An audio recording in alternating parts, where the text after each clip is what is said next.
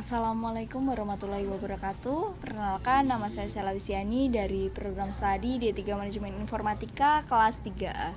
Oke, pada kesempatan kali ini saya akan membahas tentang kelas IP, static routing, dan secondary IP address. Nah, untuk yang pertama itu ada IP address.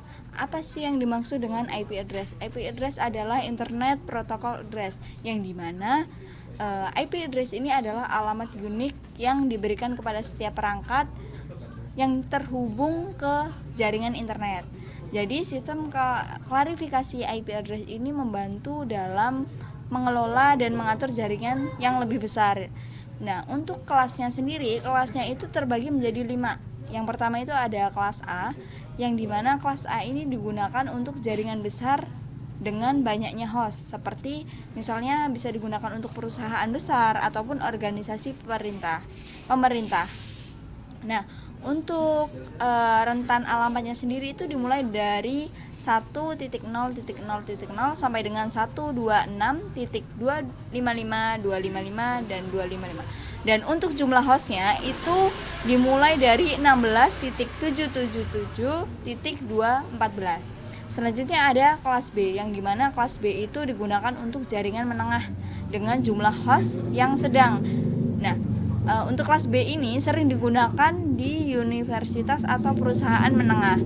Untuk rentan alamatnya itu dimulai dari 128.0.0.0 sampai 191.255.255. Untuk jumlah hostnya sendiri itu terdiri dari 65.534. Selanjutnya ada kelas C, yang dimana kelas C itu digunakan untuk jaringan kecil dengan jumlah host yang terbatas. Nah, biasanya itu digunakan di perumahan atau di kantor-kantor kecil seperti itu. Untuk rentan alamatnya dimulai dari 192.0.0.0 sampai dengan 223.255, 255 dan 255. Dan untuk jumlah hostnya sendiri itu 254. Selanjutnya ada kelas D, yang dimana kelas D itu digunakan untuk multicast. Nah, biasanya itu digunakan untuk pengiriman data ke beberapa host serta secara bersamaan. Untuk rentan alamatnya dimulai dari 224.0.0.0 sampai dengan 239, 255, 255, 255. Yang terakhir ada kelas E, yang dimana kelas E ini digunakan untuk penelitian atau pengembangan. Akan tetapi kelas C ini tidak digunakan untuk jaringan umum. Jadi alamatnya itu dimulai dari 240.0.0.0 sampai dengan 255, 255, 255 dan 255. Oke, teman-teman, selanjutnya kita ada yang namanya static IP. Nah, static IP ini kita masuk ke dalam server kita. Pastikan teman-teman sudah masuk ke dalam server teman-teman ya. Jadi kita coba kita lihat IP kita di sini. Saya cek IP dulu. Oke, di sini udah ada ya teman-teman IP kita. Coba kita statikin IP kita. /netclient /etc netclient 54. Nah, tap aja. Nah, di sini ya teman-teman. Nah, ini belum statik teman-teman. Jadi kita statikin dulu IP kita. Di sini coba kita lihat di jaringan kita. Itu jaringan kita itu berapa? Kalau di sini IP saya itu jaringannya masih 41 ya, teman-teman. Coba kita lihat cara ngeceknya. Kita bisa Windows R, kita CMD, kita bisa lihat di CMD. Kita lihat IP kita. Nah, di sini ya teman-teman. Oke, di sini untuk IP address-nya itu yang digunakan itu ternyata jaringannya itu 43 teman-teman. Nah, di sini ada 192.168.43.64. Coba kita di sini kita ganti, berarti kita statikin di sini 43. Oke. Di sini saya ganti dengan 36 misalkan. 36 ini dari mana? 36 saya ngambil dari belakang NPM saya, teman-teman. kita save, Ctrl enter, exit.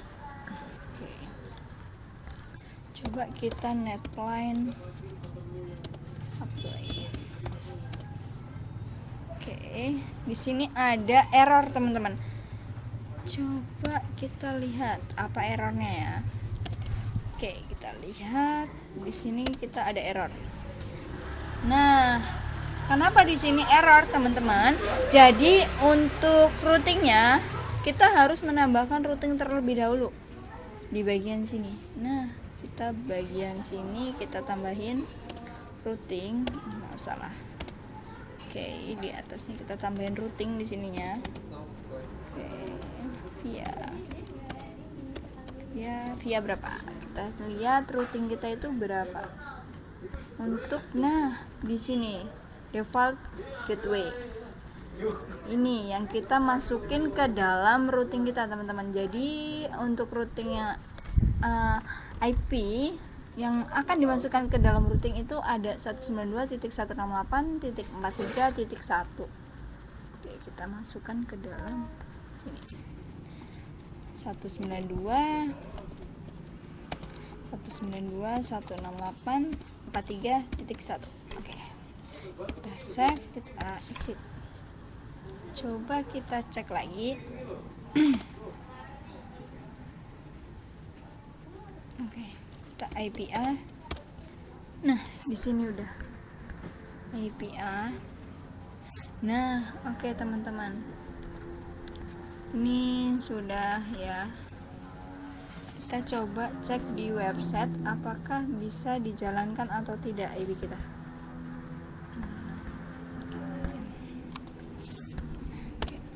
Nah, ini bisa dijalankan ya teman-teman.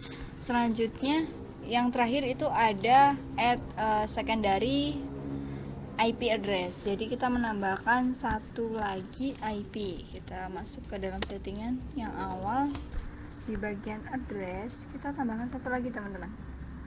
Jadi di sini. Oke. Nah, di sini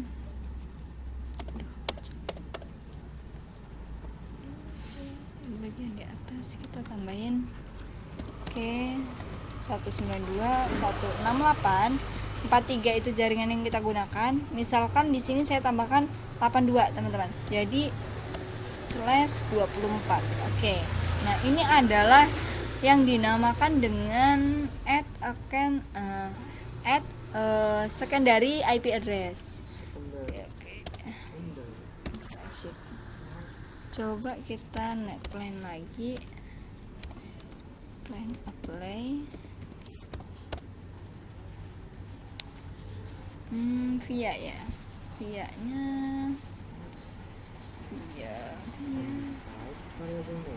Oh, ini masih ada error teman-teman di bagian routingnya. Kita lihat lagi. Nah, di sini sebenarnya di bagian via ini tidak ada strip. Nah, seperti ini. Kita save, exit. Coba kita cek lagi. Kita tunggu. Nah, ini udah bisa teman-teman.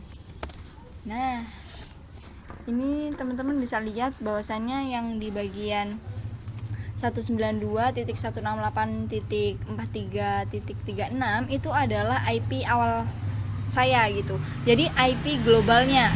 Nah, untuk yang 192.168.43.82 itu adalah IP secondary. Jadi itu udah terbuat. Itu ada 3. Di situ juga ada IP secondary dinamik ya. Coba kita cek di web server apakah bisa dijalankan. Di sini 82. Oke. Nah, ini bisa ya teman-teman. Jadi yang secondary bisa dijalankan, yang global juga bisa dijalankan.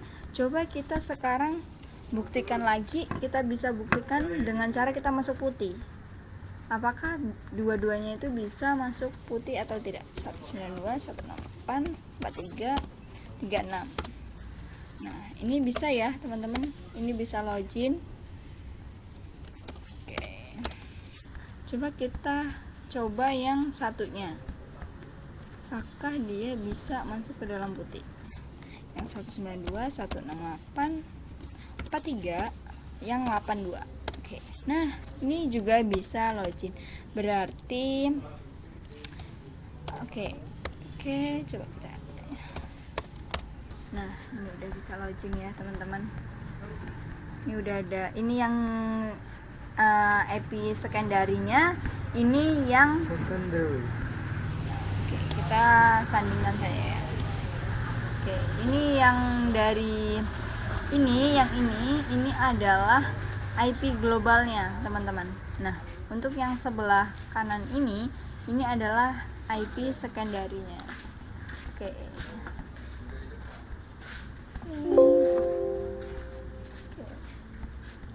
Mungkin itu saja yang bisa saya sampaikan. Kurang dan lebihnya saya mohon maaf. Saya akhiri. Wassalamualaikum warahmatullahi wabarakatuh.